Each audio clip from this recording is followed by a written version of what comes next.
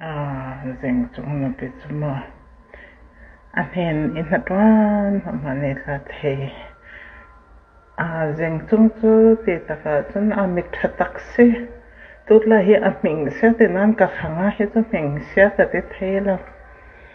Zau ni tla akyang hi homa ni hi mitha ti lo tu hi lo zau ni manan sai sai lo.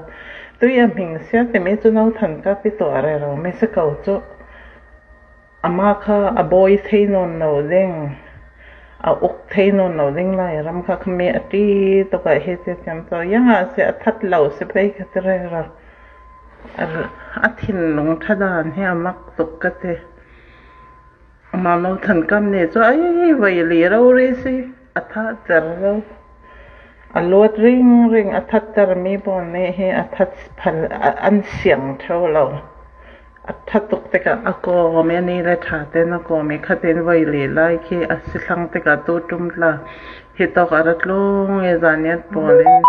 จานเนียกังสังปอลิมหัวดิ้งแต่ก็ละที่อาราเร่งครั้งเราทันก็ไปปล่อยสเปกิถาแต่เราดิ้งกีราดิ้งอาศิไปหมดที่เกมมันเห็นอาศิ verify ตัวจะมีหัวน้องอะไรขันไหนเขาเวกเสSinan amani juno than kap ta that hi atum lo re khi mak ka ti to that dai sano than kap thi se la kan lai ram he kan boi lo de chole zet are pol chumu ye se kong te pol kha se ka so ati ka juno than kap se ka zo lai ram het lo ke boi tar to he ming sia tar to la he ma tho tho se so angai na hi lo za ha pol le la ma ngai san tla asip kan ti pe ma Mithalau ti theina chingin tlama mi phun ti tangi tang pol se ka hi boi thak selom chere za hautla hi keini ka thale zung ka na ka fale naw hakte te man ka tan dai chu ten chu borok pol ka hai jam chawe yung pol ka thong sakerol man ei man lo it man it than man lo en ka to e ara mo ka e ro khlo chu chere za house e chu to tum la bi no ka Australia na rai yang a se chere za hau chu khatinum chu yang tin a se thei thang thanei kil te pol thon en chu ka ti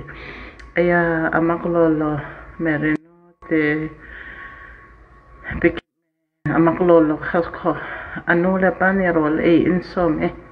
se ra thang ling te ka hom hem ran no nan sano si ti yang tin kan hom hem ve nei ti ka ani pa in ti aning zak pa in ai nan makdan ke chu ka fa le ro ri manan man no me to man no ka ti so ko e ka te nan ne za hau pol chu nan makke thalau ti the ro ri la henan hum he me nan tang ro le e ro ki pon ne nan to e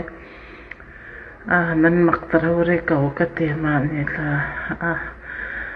chu kan mi zia hisve thange ning zak chu kau nan kan zak thei lo